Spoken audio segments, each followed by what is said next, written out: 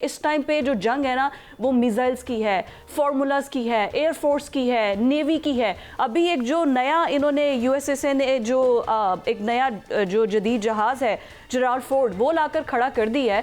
आखिर क्या चाइना और रशिया पूरी हिमायत कर रहे हैं? क्या इसके मुकाबले में क्या असलहा ईरान को दिया जा रहा है या ईरान अभी वन मैन आर्मी की तरह खुद ही इनका मुकाबला कर रहा है? बहुत शुक्रिया फिजा, आपने इनवाइट किया। और ये जो आपने सवाल किया, जाहिर है ये पूरी दुनिया इस वक्त ये गैस वक्त में है कि इस वक्त कौन सा मुल्क क्या रिस्पांस करेगा। ख़ास तौर पर ईरान तो डिफेंसिव है, ईरान ने खिलाफ अमेरिका ने ऑफेंस लॉन्च करना है। ये जो एयरक्राफ्ट कैरियर की आप बात कर रही हैं, और सबसे बड़ा एयरक्राफ्ट कैरियर जो दुनिया में इस वक्त है वो जॉर्ज फोर्ड है। और जॉर्ज फोर्ड को उन्होंने पहले डिप्लॉय नहीं किया था, उन्होंने अब्राहम लिंकन को डिप्लॉय किया था, जो साउथ ऑफ जापान था वहाँ से डिप्लॉय किया था। और ये तकरीबन 8 दिन मतवातर तकरीबन 50 किलोमीटर स्पीड से इसने कंटिन्यूस ट्रैवल किया नॉन स्टॉप, और तकरीबन 10-8 दिनों में ये डिप्लॉय हुआ था इस वक्त पर्शियन गल्फ के अंदर। और इसकी वजह पहले ये समझ लेते हैं, फिर हम जॉर्ज फोर्ड पे आते हैं। इसकी वजह ये है इसको डिप्लॉय करने की, इसके 2 एडवांटेजेस थे जब ये डिप्लॉय किया गया था। अमेरिका के टोटल 11 फ्लीट एयरक्राफ्ट कैरियर हैं तकरीबन, और सबसे नंबर 1 चॉइस जो इन्होंने की थी अब्राहम लिंकन की, वो 2 एडवांटेजेस की वजह से की थी। एक तो चंद साल पहले इसी एयरक्राफ्ट कैरियर से जो ह्यूतीज की तरफ से मिसाइल फायर किए गए थे, इसने उनको कामयाबी से इंटरसेप्ट किया था।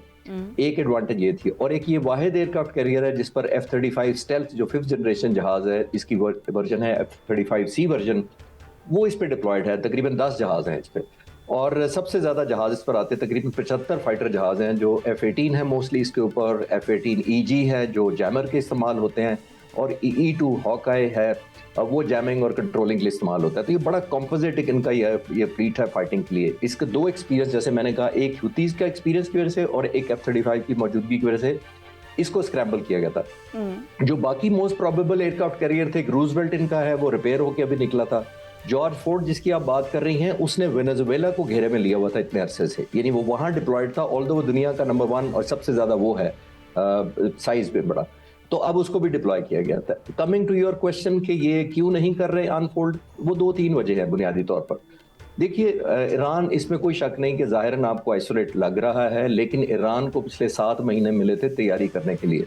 जून 2025 में जो अटैक हुआ था उसके बाद से हमने देखा था कि ईरान को एहसास हुआ कि जो क्रूज मिसाइल हैं, जो बैलिस्टिक मिसाइल हैं, वही उसकी स्ट्रेंथ है।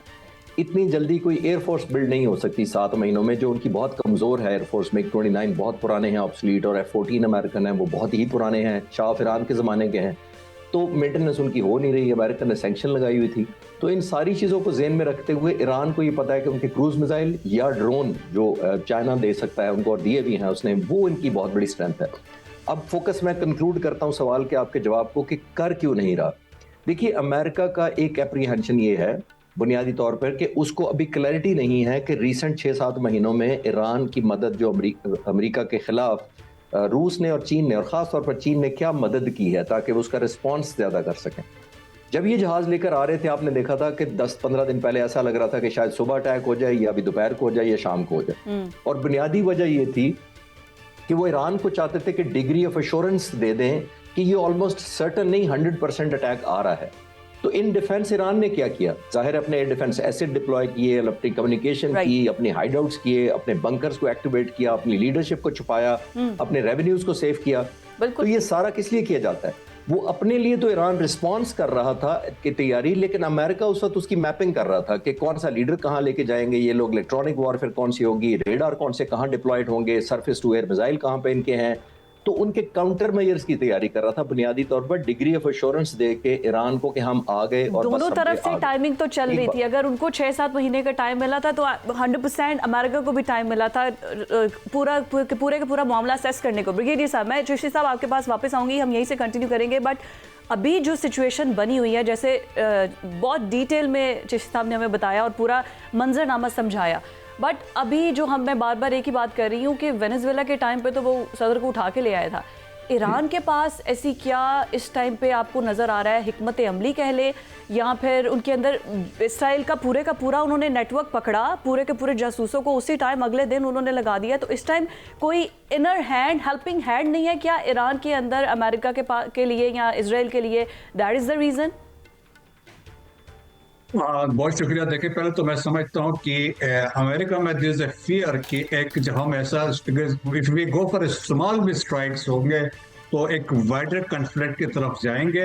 ईरान ऑलरेडी अपने अजाइम क्लियर कट्स बता चुका है कि उनके जो बैलिस्टिक मिसाइल्स हैं, और उन्होंने देखे जो एक आर्टिफिशियल इंटेलिजेंस से चीजें डिस्प्ले की हैं, उन्होंने बताया किस तरह के we will strike Abraham Lincoln, और उसको स्प्लिट करते हुए दिखाया दो पीसेस में। फिर तेहरान के अंदर उन्होंने जो बड़े बड़े बैनर्स लगाए हुए हैं उसमें एरियाज इंडिकेट किए हैं कि हम इसराइल में कहाँ कहाँ स्ट्राइक कर सकते हैं। सो एक मैसेज कन्वे हो। So that is one thing जो फियर है, एक वाइडर कन्फ्लिक्ट, हैवी कैजुअलिटीज जो लॉसेस होंगे। सेकेंड है इकोनॉमिक एंड स्ट्रेटेजिक जो रिस्क है, वो समझते हैं अगर पर्शियन गल्फ में स्ट्रेट ऑफ हॉर्मुज क्लोज हो जाता है सो 20% दुनिया का ऑयल है, LNG यहाँ से गुजरती है जो, तो उसका फर्क पड़ेगा इंटरनेशनल मार्केट में, ऑयल प्राइसेस बढ़ जाएंगे। और देखिए it will also undermine US economy, जो उसको भी फर्क पड़ सकता है। इंश्योरेंस बढ़ जाएगी, जहाजों की जो शिपिंग के रेट्स बढ़ जाएंगे। अगर आपने हॉर्मुज बंद कर दिया तो 40% ऑफ द ऑयल जो वहां से गुजरता है हम पीछे हो जाएंगे, हम नहीं आपके साथ है। सऊदी अरब इसी बात से तो पीछे हटा। जी हाँ, बिल्कुल इसी तरह है। फिर देखें मिलिट्री और लॉजिस्टिकली वो अभी समझते हैं अमेरिकन की भी आर नॉट रेडी, क्योंकि देखें कि इसमें इंपॉर्टेंट चीज है, रीजनल कंट्रीज ने उनको पहले कह दिया भाई हमारे पैसे आप यूज ना करें और यहाँ से हमारे लिए मसला हो सकता है। तो देयरफॉर देखें एक इब्राहिम लिंकन के अलावा that's they are moving the second aircraft carrier. अगर जरूरत पड़ती है logistically they are not ready, तो वो समझते हैं अगर कन्फ्लिक्ट लेंथी हो जाता है तो उसमें ये यूज कर सकते हैं।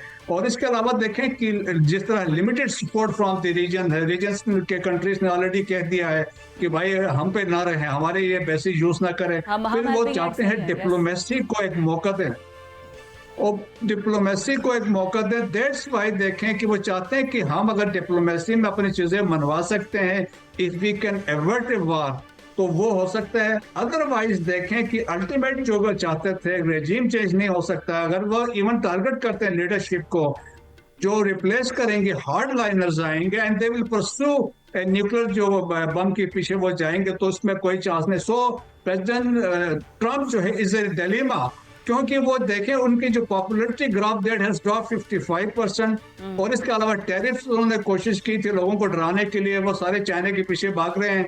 और फिर हमने रिसेंटली देखा मिनेसोटा में जो कुछ वाकयात हुए हैं, एप्स्टीन फाइल का भी प्रेशर उनके ऊपर है, और फिर अमेरिका के अंदर से भी प्रेशर है कि भाई आप कैसे डिसीजन ले सकते हैं without taking Congress on board. So बहुत सारे इनके लिए मसाइल अमेरिका के लिए, प्रेसिडेंट ट्रम्प के लिए हैं। सो वो चाहते हैं अगर वो वापस यहाँ से चले जाते हैं, से एग्जाम्पल की न्यूक्लियर डील करते हैं 3% पे इन्रिचमेंट पे, तो जो पहले 2015 में हुआ था दैट वाज अगेन फॉर 3%, तो it will be failure for President Trump. So मेरे ख्याल में अल्टीमेटली देखिए एक महीने का टाइम देंगे, रीप्रिंट करेंगे। अदरवाइज जिस तरह आप बता रहे हैं, खामनाई का मुकाबला जो है वो सुपर पावर्स नहीं करी, कहीं ना कहीं उसकी स्ट्रेटजी को और उसकी बहादुरी को क्रेडिट तो जाता है।